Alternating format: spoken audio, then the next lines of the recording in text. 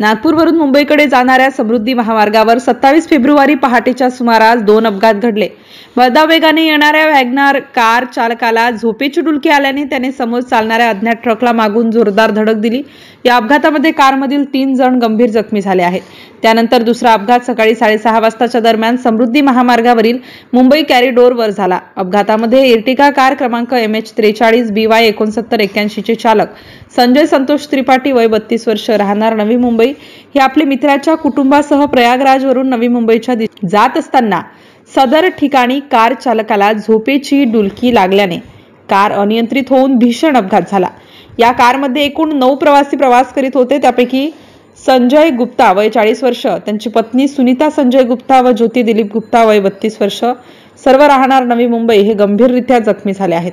सर्वांना औषध उपचार करणे कामी जालना येथे रवाना करण्यात आले आहे। अपघातग्रस्त वाहन क्रेनच्या सहाय्याने बाजूला करून वाहतूक सुरळीत करण्यात आली। पुढील तपास पोलीस स्टेशन सिंदखेड राजा हे करीत आहेत। MCN न्यूज करिता भूषण शेट्टे, सिंदखेड राजा।